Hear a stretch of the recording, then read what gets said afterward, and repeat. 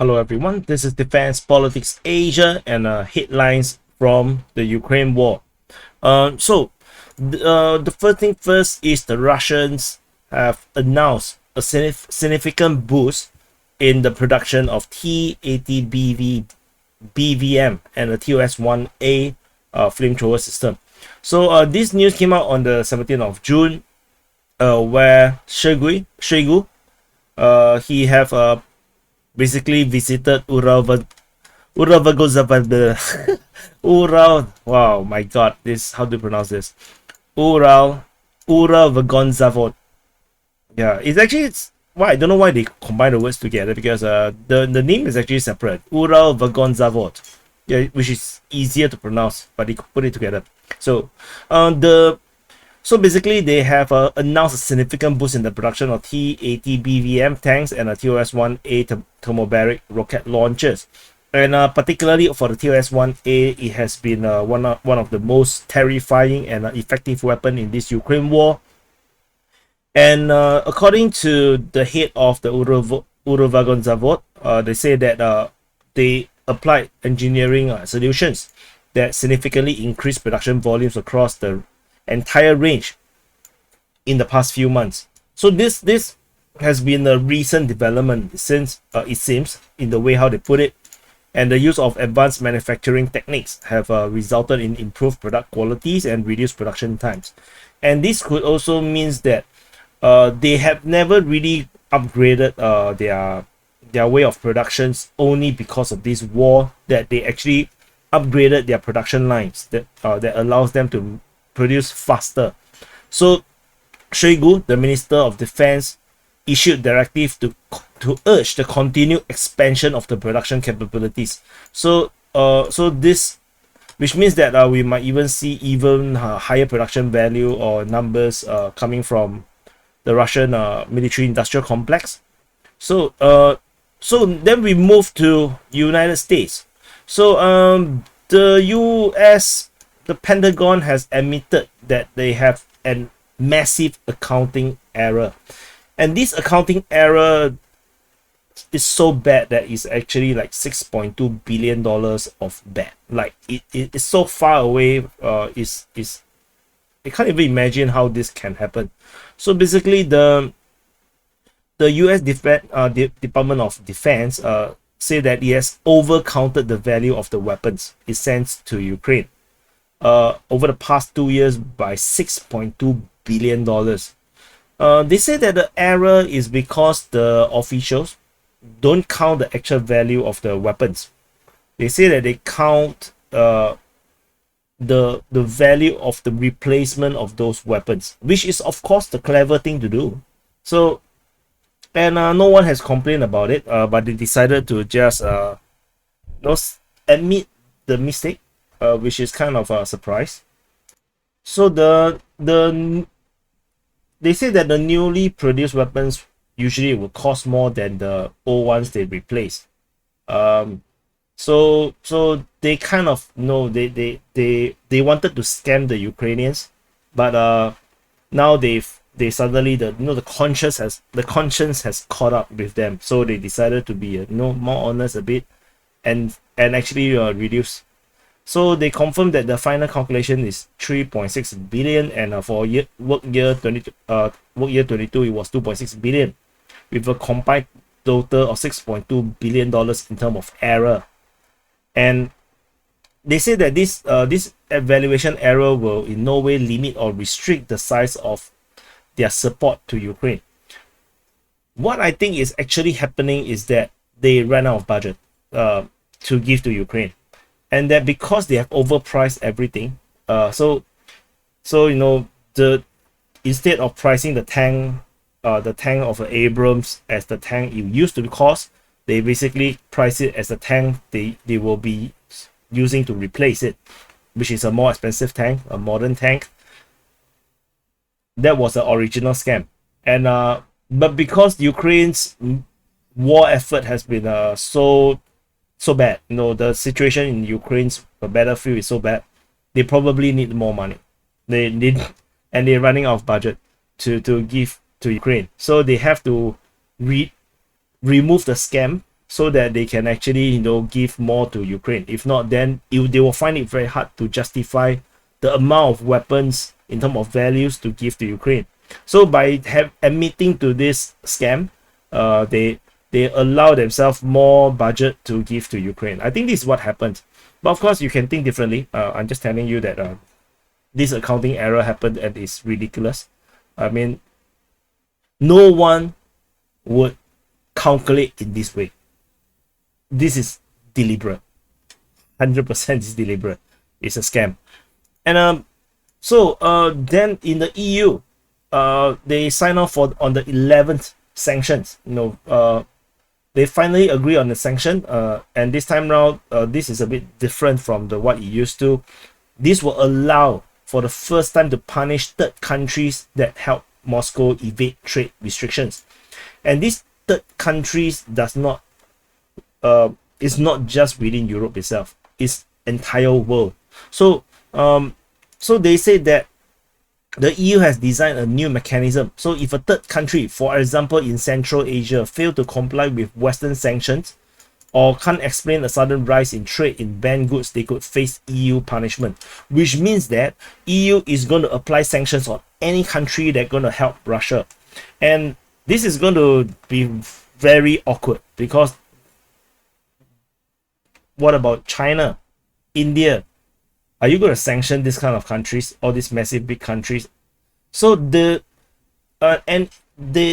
sanction package, has been wrangling over. They have trouble passing it for good reasons, because countries like Germany fretted that such mechanism will hurt diplomatic relations and even drive countries into the arms of Russia and China, which is 100% true. But they passed it anyway. So they have passed it anyway, and so they kind of try to soften it by saying that they emphasize the need to monitor implementation and help third countries remedy a situation in which the measures can be circumvented, which I would say, dream on. How are you going to remedy cheap gas or cheap oil from Russia? You're not going to. The replacement would be expensive oil and gas from United States. So or you have to subsidize gas and oil from Middle East, which is, it just doesn't work. I don't think it will work. So they say the steps include diplomatic outreach, strengthening bilateral and multilateral cooperation, which is a bunch of nonsense. It makes no freaking sense. And targeted technical assistance to the third country in question. Like what? More rainbow flags. So it is, EU basically is going to war with the rest of the world if they are going to trade with Russia. Technically, that's basically what it is. So let's see how this goes. Very aggressive sanction, if you ask me. This number 11th sanction, and then we goes. And the Council of Europe, so a lot of things happen in the same day. I don't know why. 22nd of June is like, they just want to celebrate my wedding anniversary together. So they voted in support of Ukraine's accession to NATO. Firstly, this makes no freaking sense, because when was Council of Europe have anything to do with NATO? So they adopted a resolution that supports Ukraine's accession to NATO, and then they blame Russia for ecocide, because they blew up, so-called they allegedly blew up the Kakhovka dams. They murder the ecosystem, and they call on the International Olympic Committee to ban athletes from Russia and Belarus from participating in the Olympic and the Paralympic in Paris in 2024, which is not how to put it, not sporting at all. So there's a contradiction to the whole purpose of Olympics. And this is reported by a member of the Ukraine parliament, according to the Ukrainska Pravda. And then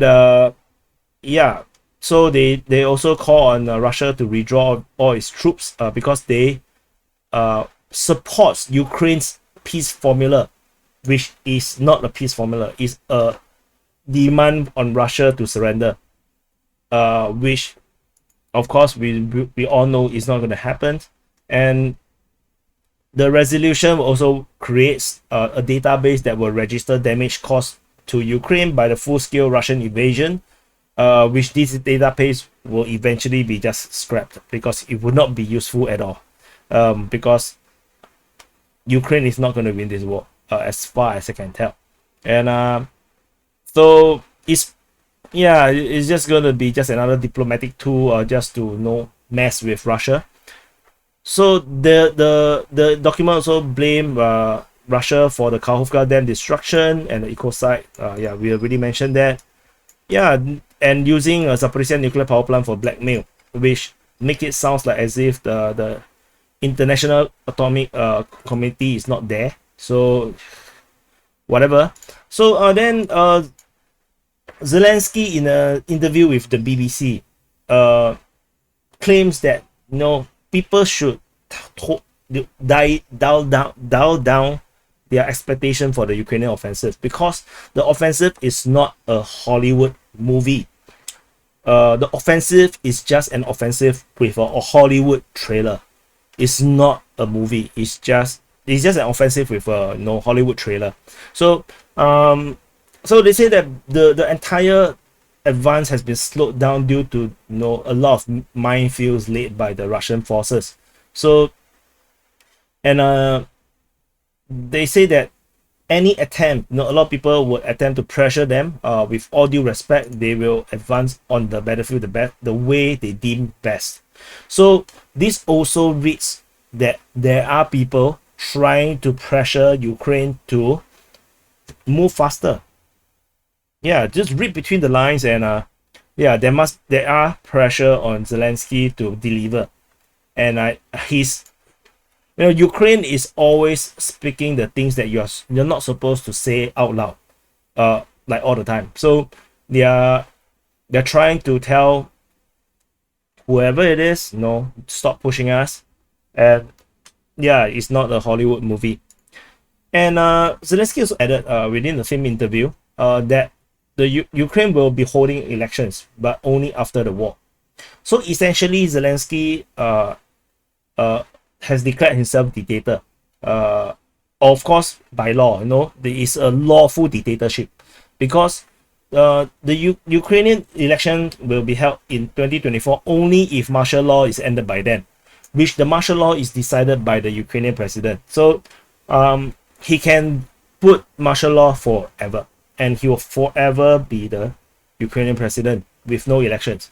So because the constitution said that no elections could be held in the country while martial law remains in effect, and so by right, the parliamentary election is supposed to held in October 2023, which is a few months from now, while the president should be taking place on the spring of 2024. So it looks like all these elections is not going to happen, and of course, with like the beacon of democracy Ukraine is, we should respect the constitution of Ukraine. Just like how they unconstitutionally removed their president in 2014, which lead up to this war. So anyway, Ukraine have lost 3.5 million jobs, and 4.5 million people have left the country since the war started. This comes from a press conference. The Prime Minister of Ukraine, Denis Shmyhal, announced, based on their research, that they have, since the beginning of the war, they have lost 3.5 million jobs, and 4.5 million people have become refugees, and about 1 million children has left Ukraine. So they also say that 85% of the people would like to return to Ukraine. So I would say that is very optimistic. Yeah. So 3.5 million jobs, 4.5 million has become refugee, 1 million has children. So the 4.5 million people who become refugee actually have left their jobs. So that's why 3.5 plus 1 million is 4.5 million. Yeah, the math works out perfectly. And this is the most shocking news I've read. Ukraine plans to rapidly grow their GDP to $1 trillion a year in order to support a 500,000 strong army in 10 years time. They say that this girl say that the rapid GDP growth will allow them to sustain a 500,000 strong army. And to put that into context, China and Russia each have only a 1 million strong army. So they want to have a half a million strong army. And while at the same time spending money on social infrastructure. So they say so basically Yulia Sviridenko, the economic minister of Ukraine, says during the Ukraine Recovery Conference. So they are definitely aiming for the moon. And then so they say that they plan to raise its GDP from the current $161 billion to 1 trillion within 10 years. Very, very, very, very, very, very optimistic. It will be the fastest rise in GDP. I think we see in modern days. I'm not sure if ever they've been done before. Like in 10 years, you grow like 6 times, 8 times. So you're gonna have a GDP growth of not just like 3%. You know, like nowadays when we talk about GDP growth, we talk about 3%, 9%, and 9% is like super high, 7% is like super high, even 3% sometimes for modern country is is considered very, very good. So for them it's going to be like 100, like 80%, 800% GDP growth, like for like 10 years straight, 800% GDP growth. So wow. So anyway, they say that the economic growth is crucial to maintain a sizable military force, which they don't really need, since they say that they're going to join NATO and NATO will protect them. So you don't need the military force that big, which is a contradiction. And yeah, they are supposed to be guaranteed if they win the war. So then they want to modernize social infrastructure, which is expenditure, educational system, which is expenditure, healthcare, which is expenditure, without overstraining the budget, which is impossible. So Sviridenko is basically Miss Yulia here. She's asking for, she's hoping and dreaming for the best scenario with zero trade-off. I don't know how to put it in a nicer way. So yeah, good luck. Anyway, and these are the headlines from the Ukraine war, and I'll see you in the next update.